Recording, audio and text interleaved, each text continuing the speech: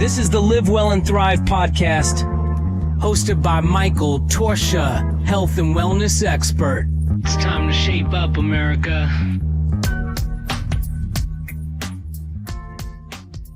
Hi, this is Mike Torchia, and welcome to Live Well and Thrive. I have a Himalayan monk's secret to anti-aging and mortality. You're going to learn how to live a better, healthier, and happier life. Swami G, welcome to the show. Thank you, Mike, for having me here.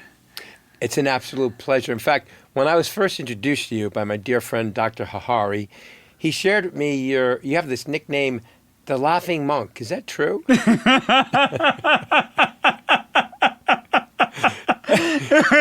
That's true. You've answered my question.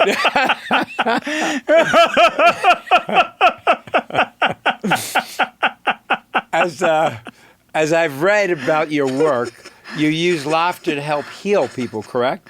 That's correct, yeah. And is that something you learned from ancient times? Was this something that in the Himalayan mountains where you're from that they taught you that laughter creates healing effect, or is this something you came up with? It's a tradition also, and as a nature, as a child, I had that I would laugh more often.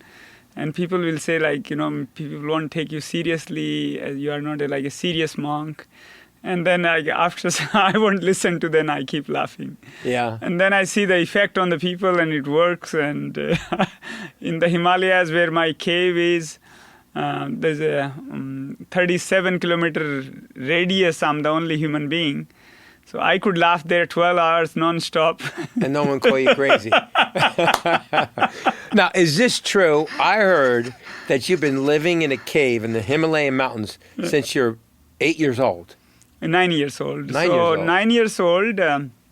My parents were going to meet their guru, and they were not taking me.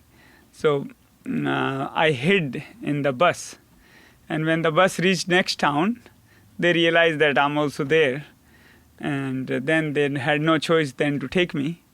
And then they put me in front of my guru that give him some Diksha mantra he was giving. So they put me, and the guru gave me the mantra, and then he asked me to sit next to him and start chanting. And while chanting, something happened, and there were thousands of people coming to meet him, and he was initiating them. And when I was chanting, and I went into, something happened like a trance state, and I remained sitting for almost whole day. And then I became the talk of the town, that there is a very young boy sitting in one posture, not even moving this much, and he might have got into samadhi, we call it like a trance state. And Guru then asked my father that give this boy for monkhood. And my father was like, oh, he's yours only, take him. And my mother started to cry, no, we don't want to give and all. But then other devotees put pressure. And then I chose this path. So you trained under this monk. I haven't chose, I could say. Just circumstances just happened. I don't know that time what is monk. And I was more like, if you become with the guru, then you'll get more good stuff. So you're saying that you felt that being with this monk gave you extra privileges for food and other things at the same time. Right. And you're surviving. You're living in a cave at 9 years old. Now I can understand that. So now, what was it like living So the journey was, started was not in the Himalayas. There's the mountain where I was born is called Aravalli. Okay. It's in the Ajmer, is a district in Rajasthan, India. And then that's how the start was. Was there other monks there too? Yeah, there was other. And other proteges like you? Yeah, so they were, we used to study. And then what was it like the whole day? What was a typical day when you were first there? What did they have you do? A certain amount of chanting? For a monk's life, yeah. In the recent time in the Himalayas, the first thing we do is when you just wake up, it shouldn't delay. When we get that very thought that I'm just up, don't delay, and then we are still in unconscious mind. So in that very moment, if we laugh for no reason, then it goes much deeper in us. Because generally we are on a conscious mind, and that is like less than 10%, and unconscious is more than 90%. So when we are into that state and don't delay it, just first thought in the mind and then just... You start laughing, right? So if you laugh in that time, then it's going deeper. Okay, so when you first get up, you should immediately, like, you know how people, like, they'll hit the alarm clock and go back to sleep or lay there or roll around. Best thing is get out of bed right away to jumpstart the body. That's right? it. And start laughter. Yeah, just in the bed and... That's it. And like we are like, just count 10, like you breathe in and... So like 10 seconds of deep laughter. And I mean, like if you can, at least 2 minutes. Oh, 2 like, minutes, okay. Let's say Almost 10 like, breath. because every morning when I get up, the first thing I do is go outside, put my feet on the grass, I do the grounding, I look up towards where the sun is, not directly at it so it hurts my eyes, just in that direction, and I breathe 30 times in, 30 times out, and I do that back and forth for 2 minutes, my grounding. But it has to be barefoot on grass only, not cement, not on wood, on grass. That's exactly what I do. I get out of bed, I go open the sliding glass door to my patio, I see all these beautiful shrubs, flowers, palm trees, I look into the sky and I breathe. And I gotta say, I feel this tingling effect. Yeah. You know, the magnetic pull from the sky. But you're right, it wakes you up. Absolutely. It's fantastic. So I see what you're saying, man. So that's great. Okay, so now you do that in the morning, then what will you do the rest of the day? Then you do, like, after that, you go and drink lukewarm water and do this Scott exercise to move the intestine. But why lukewarm water? Tell me what's the purpose. Why do you do that? This is like on the body temperature. Oh, got it. So body doesn't need to do extra work to make it on body temperature and then digest. Yeah, got it. Also, like it's lukewarm, then it's for the intestine. Helps flush. It's good, more flushing. Okay, and then you only eat one meal a day, correct? Right. Before 12 noon, correct? Yeah. And why is that? Around 12:30. Why did you? Is this something that's ancient times? They've told you that this is how a monk should eat, only once a day before 12 noon? Oh, before I used to eat more, but recently, for many years, like now I'm eating one meal a day. Okay, and then what would that meal consist of? It would have, in the Himalayas, my diet would be like 2 a.m. I will wake up, and then from after that get fresh, and then until 1 I would eat one meal. Have one meditation, and after that have one meal. And what would that food consist would be of? Yeah. Over there where my cave is in the higher side, I would keep like 2 kg of grain, which is like mandua, and half kg of lentil, so which is moong, and then half kg almond, then 250 gram of sesame seed, 25 gram of flax seed, and then the cardamom and trikuta. So all this we do this fry in the ghee and keep it, and it's grinded like not like a total like a flour, but thicker. So that doesn't like goes into the teeth. It's nicer. Oh, so you absorb it better, doesn't? Yeah, it's not gritty. Now, are you actually cooking this food? No, that's everything's raw. You just keep it. No, cooking in the sense you dry fry it. So yeah, that kind of cooking is there. Right. But in the Himalayas, where my cave is, the gas if you take it will freeze. Oh, okay. So it's around I think 15,000 feet or so. So gas doesn't work, and also it's the wood is not much. Right. In that cave, like when we come down in the winter, we come down. Over there, it's dense forest, so we have a lot of wood. So you just start a fire. You have no refrigerator. You have no stove. You have none of those things. Right. Right. So then there are some herbs available in the local area, so we would eat those. And this would be just a combination, so it has the carbs, the proteins, the minerals, the vitamins. Well, lentils are full of protein and great fiber, so right. I eat lentils almost every day. I love it. Now, as far as activity, do you have exercise program that you do, or something that includes physical activity to help you? There's a lot of physical activity. Okay, it's like, what is your typical day with exercise or activity that you're doing? Different kriyas. and there are more than 100 different kriyas. So depending upon, for me, it would be like I'll be doing a Mahamrityunjaya Kriya, which has certain movement like a yoga postures and breath work. And then there are mechanism for the inwardliness of senses, and then some concentration and contemplation related exercises, and then sit in meditation. Now, what about socialization? What do you monks do for fun? You know, I mean, you're living in a cave at the top of the mountain, right? You know, so, I'm the only human being into the 37-kilometer radius, so there's no socializing. no, I gotta Only go crazy, but I have my socializing Netflix in my. There's no internet, no electricity. Yeah, no phone. No phone. Oh my God. And But it's a good. No wonder you can live a longer life. You don't have all that other crap. You don't have to watch all that negative stuff on the news. You know. yeah. No, that itself creates a huge difference. Like in our ashrams, when we give meditation to the people, so somebody who wants to go a little deeper, then for 40 days we will take their phone away, and they maintain noble silence, and they can't talk, and that itself brings like a huge change, just in 40 days.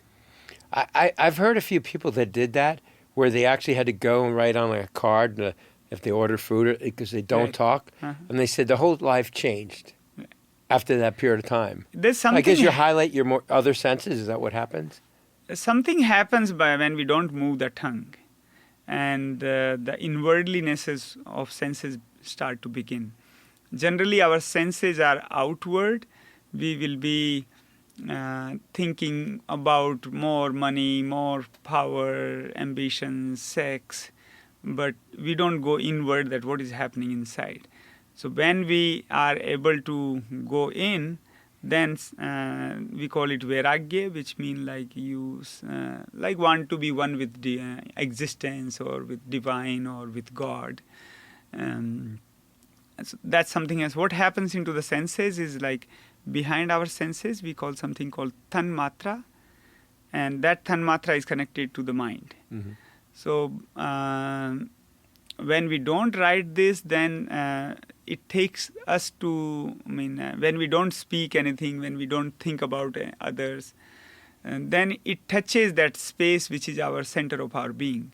So like, let's say for physical body we do exercises, for mind we do different kind of pranayam, you call it here breath work, and for the soul is meditation.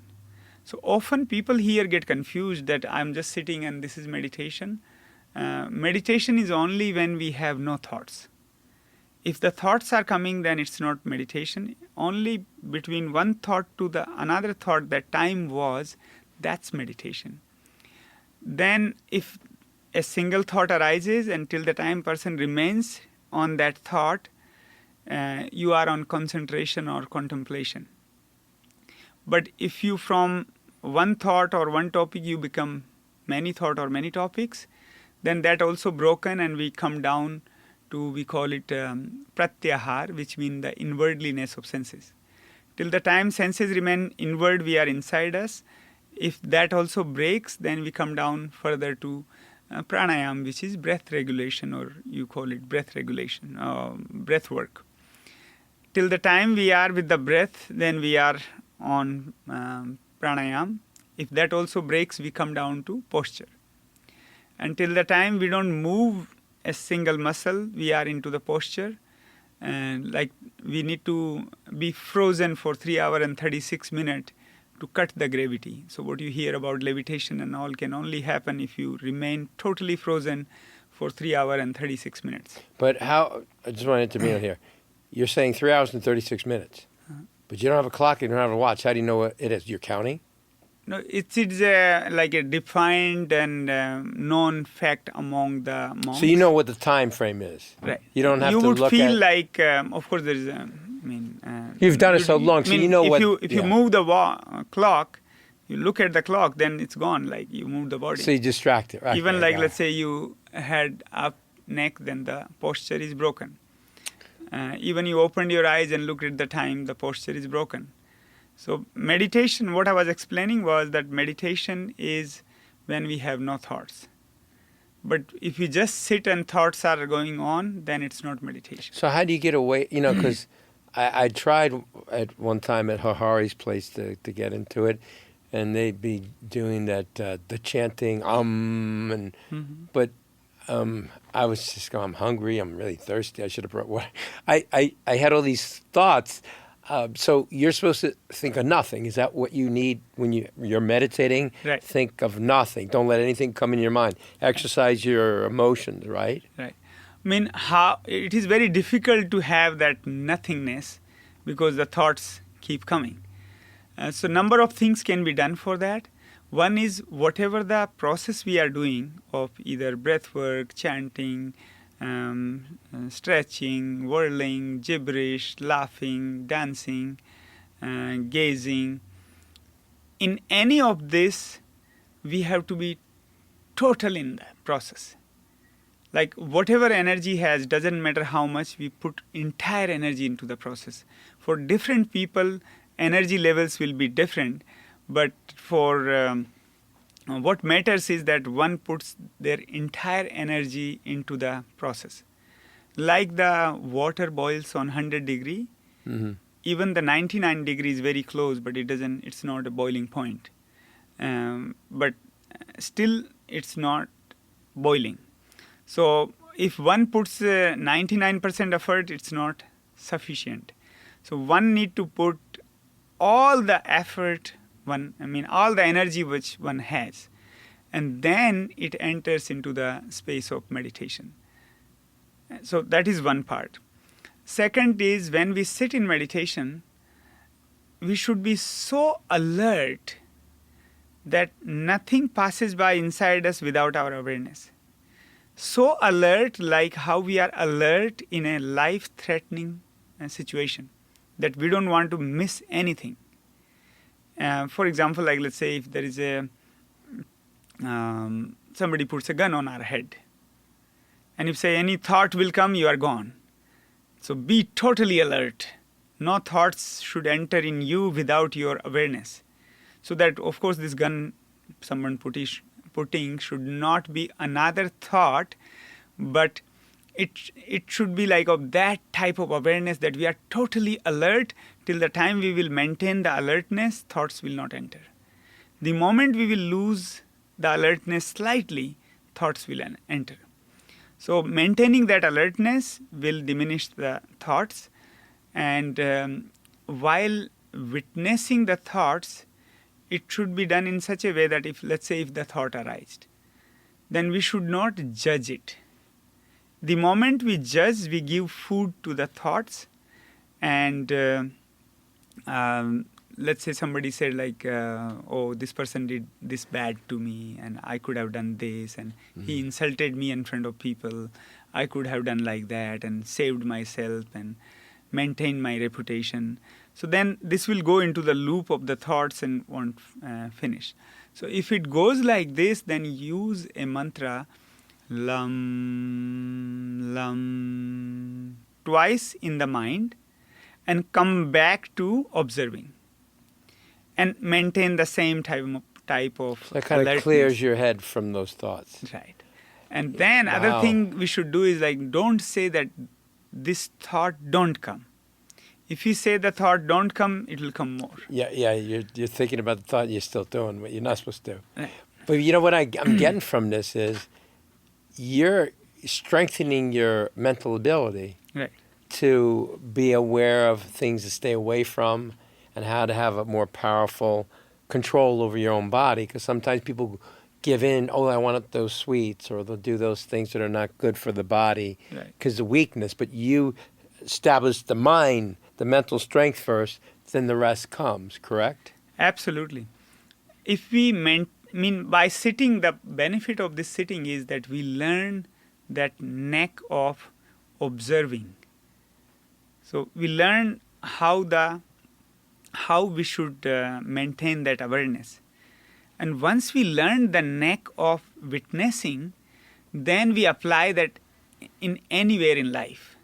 So any decision we are making, any craving coming, any discipline we want to put, new habits we want to put.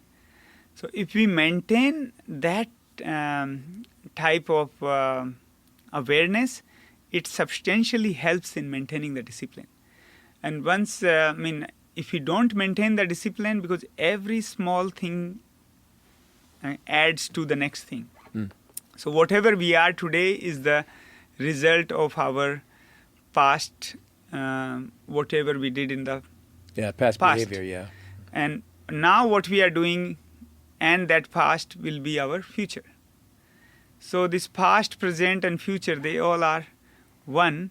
So if whatever act we're doing, if we don't follow the discipline, I'm getting craving for this, and we lose the discipline, then we're losing what is our life purpose.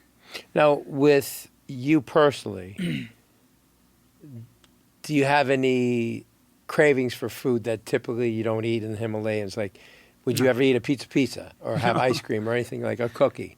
No, I don't eat pizza or cookie. Did you ever eat a cookie or piece of pizza? Pizza I ate, but it was somebody made it for me. So it was not Pizza this Hut, yeah. pizza. I mean, it's pizza, but it they was made it healthy. They made a lentil bread. Oh. So like you soak the lentil one day before, like green gram, and then you grind it, and then you put it on a non-stick fry pan, and you have a fresh bread. And then on that, you can put all what you put on the pizza, the toppings. Well, that sounds very healthy anyway. Probably tasted great too, right? It does. So let me tell you something. I just want to understand what happens with a monk. You live in a cave. Are there any women in there? No women. Oh, no women. So being a monk, are you allowed to be intimate with a woman? No. So that's there are three types of path. Okay. There are type of monks who has a partner.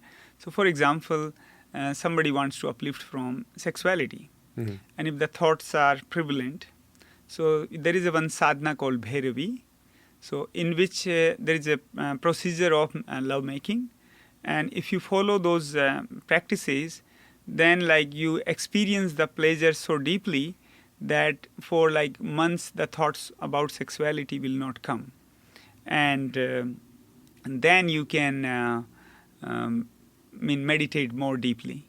If the thoughts are coming, then you have not uplifted.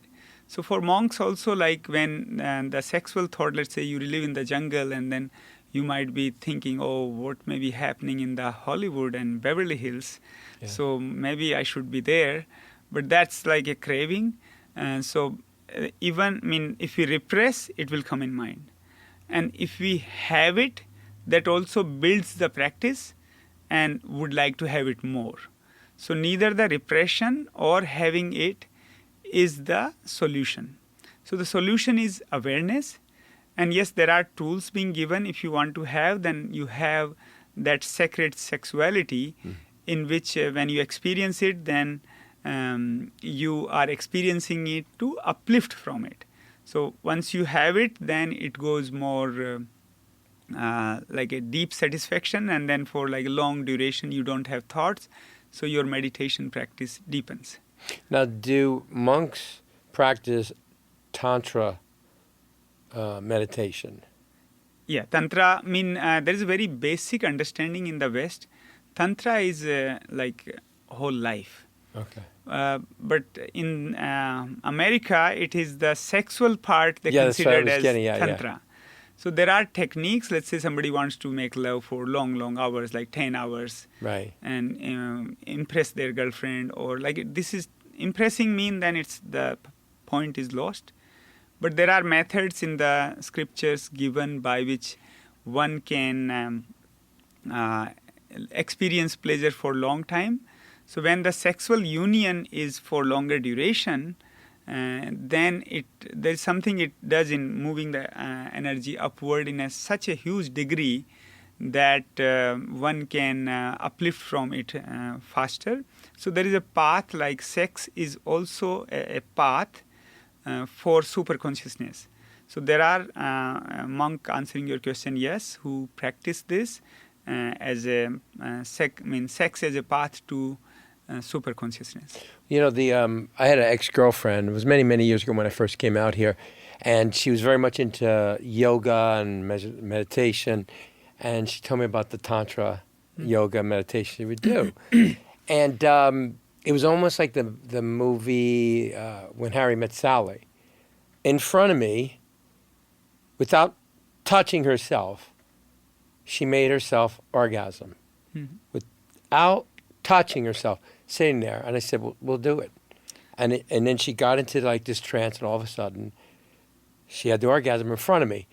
And she said it took her about 10 years to have the mental ability, because, you know, it was something. So like whenever she'd be traveling and she couldn't see me, she would just do this whole feeling sensation and envision me with her, whatever, and without even touching her body. And the mental strength that this woman had, it was like a superpower. So I get now what you're saying about anti-aging, immortality, because when your mind is that strong, you could do anything. You can make your mind, make your body heal. Like if you have an injury, isn't it true you can, you know, send those nerve impulses, whatever it is, to heal that injury you have when your mind is that powerful? Heal a cold, flu, or a cut? Do you think that's something you can do? I mean, we don't use any of these allopathy medicine, and we use this meditation as a tool to heal ourselves, and it works. So that's part of your traditional way, is use the mind to heal the body, keep it healthy, and live a long, happy, full life. Right. And then you blend in your own laughter, because that's what you were from a young man, was laughter made you feel happy and peaceful, correct? So laughter is sort of like your tool that you use. Yeah, laughter is the one, like a basic tool I used. And then there are many other these breath works, gazing, like on one point you gaze, and there are chants, so you chant, and there are these like whirling, so you whirl and you bring the prana upward. Even the breath work is of 100 different types. Like for example, you have here they practice the Wim Hof breathing. Yeah. So Wim Hof is basically the yogic method he has taken and like spread it to many more people. So it's a Pura Kumbhak Rechak, and even just when we hold the breath, that itself is of 47 different types. And even when you, let's say you do this Anulom Vilom, the alternate nostril breathing, and so here people will do like 5 minutes, 10 minutes. For us, it would be a practice of 1 year, 12 hours every day in a jungle of a Devdar tree. So you have to be on the tree and sit on the top of the tree. Top means like somewhere up in the tree. You make a machan, like some place for sitting, and you meditate over there. For 12 hours? So it would be 4 shifts. So when we have the prayer. Oh, okay. And so 3 hours, and then 3 hours, 3 hours, 3 hours. What's the longest you've sat in one position? I sat like 7 days in one posture. Without moving? Yeah, no moving. 7 days? Yeah. What about water and food? You can't. There's no food, water in that time. So do you fast a lot? I mean, Fasting is also one tool we use for going deeper in meditation. So how long will you fast typically if you go on a fast? One time somebody, how long, that depends which fast we are doing. For example, just now the Navratri went. So in those 9 days we would fast, and that would be without any food. What about water? Do you drink water? We take water. But that's the only thing you'd have is water? Yeah. Wow. And there's also like sometime we do without water also. But what is that doing to the body? What is the purpose of it? When we don't eat anything, there should be his body should rest. And second, let the digestive tract rest. It's like all the time it's it's always doing working, something. Yeah. So one part is that resting. Second is the energy starts moving upward when you rest. Also when you fast. And fasting should also be in a very systematic manner, otherwise it can create weakness. One time somebody told me that I'll be enlightened. I need to do for 40 days no water and no food. And for 26 days I did it. But then it created a problem in my intestine, and I didn't do it properly. And the guidance was also not enough. Must have been hard though to fight off the hunger. Like after 8 days, the body goes into like coma, and you are hardly. You're not hungry after that. You're very low energy also. Yeah. And then you just remain sitting in meditation and don't do anything. Now, what about in your life? Do you have a pet, cat, dog? Are you allowed as a monk to have a pet? I mean, all these, like in the jungle, we Because have all the animals, your friends. leopards and bear and tiger and all the So deer. that's your pets. And the lions and tigers, all these, do they come close to you? Is that something we create a protection around us. So this is part of the monk's training. The first thing is you need to learn how to protect yourself in the jungle. Right. So there are certain chants we do, and then we use those mantras to create a protection around us in which the harmful animals will not enter. And we lived so long, and it never became a problem. Wow. And what about martial arts? There is a lot of martial arts. Yeah, because I remember that series, David Carradine, Kung Fu. He was with all the monks, but they were always doing the katas and all the other things. So we have akhadas. Okay. So this space type. Yeah. And soil will be of, there won't be any plaster or cement or anything. It would be of mud. Just dirt? Yes. So soil, like a black soil. So it's like sufficiently, like you fall, then it's sufficient. But it's nice, like you don't get any injury, and also it's not hard. And so we use that soil and we keep it like prepared. Hi, I got great news. Texas Slim Cuts is now creating products for Live Well and Thrive. We're going to have high-protein beef sticks. We're going to have desiccated liver tablets, which are high-protein antioxidant. We're also going to have 100% beef protein.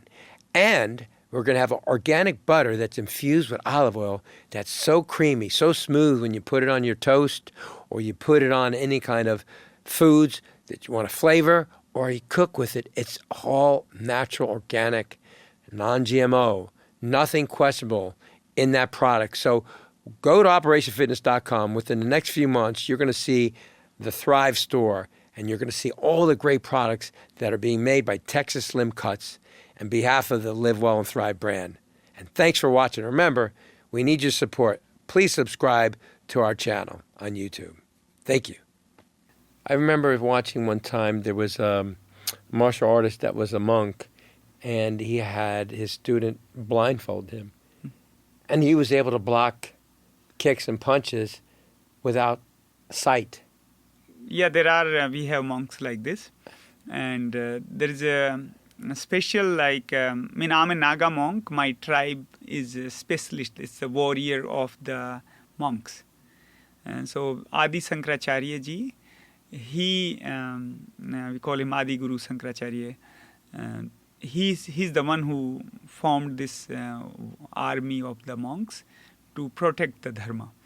And in that all different kind of war, and even there was like there's one saying in which we say there was one 1B.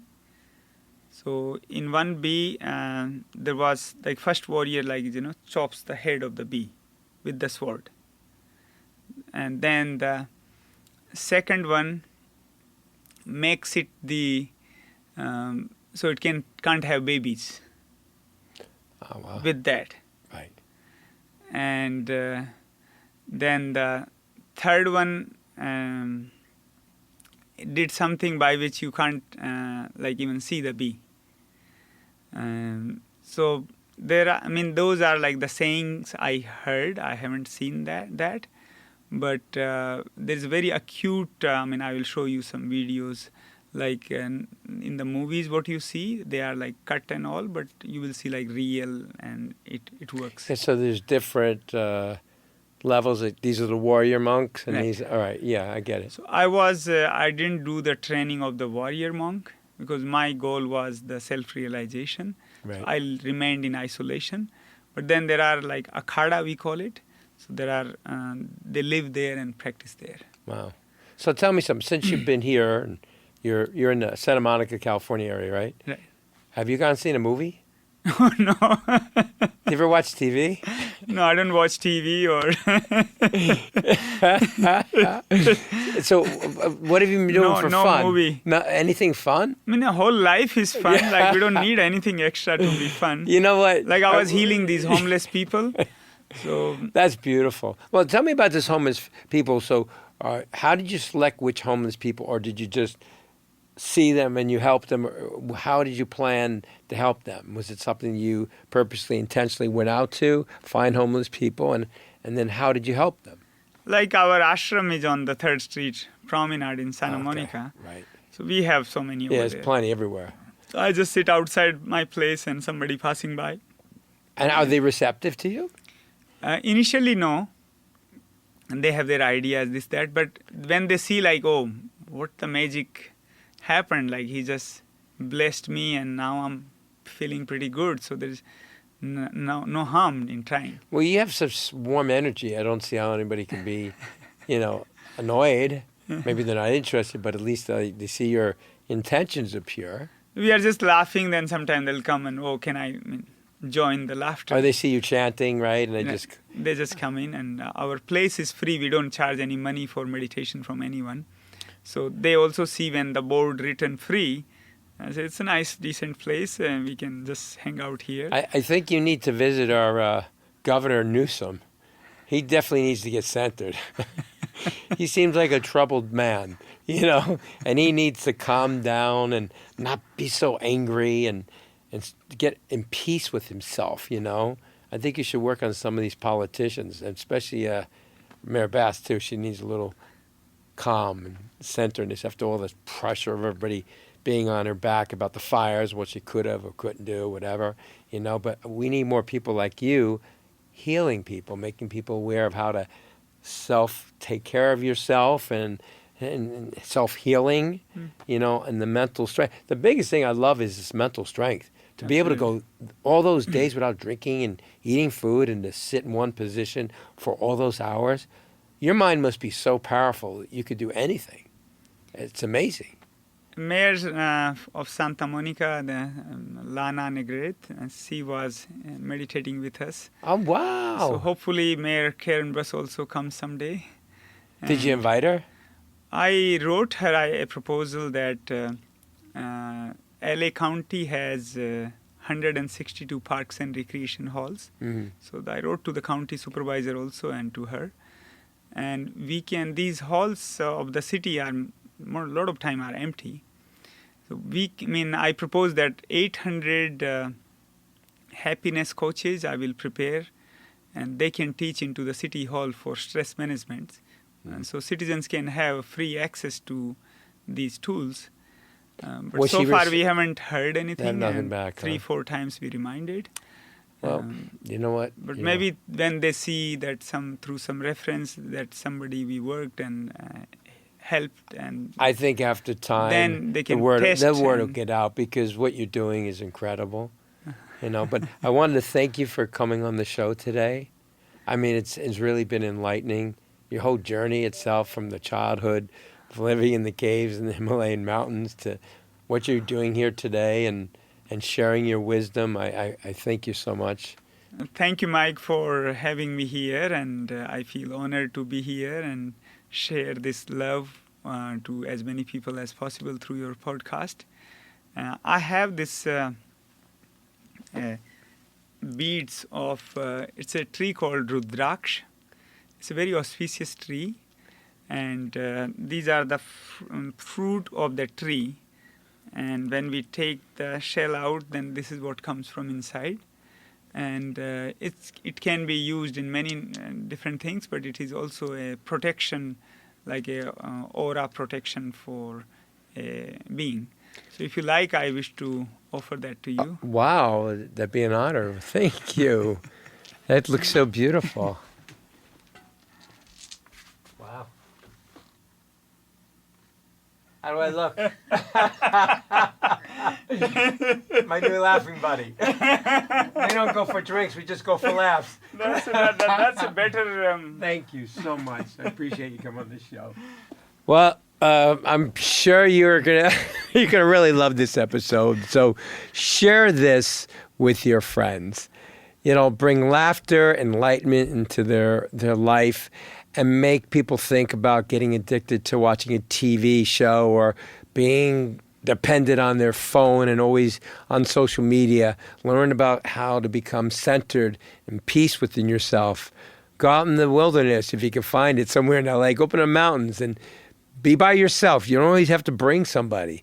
And just get in tune with nature, with the universe. Because these are the things Swami G shared with us today. Strengthening your mind. Everybody's talking about the body, building muscle, burning fat. Let's focus on the mental strength because this is our master computer. It runs the whole body. So think about it. Share this episode. And remember, subscribe. We need your support. Go to YouTube and subscribe. Watching my show and sharing it and subscribing will help change lives. I'm here for the audience to know that I deliver this show because I want people to live a better quality life. That's the purpose of this show and bringing on engaging people like Swami G. So thank you. And thank you for watching.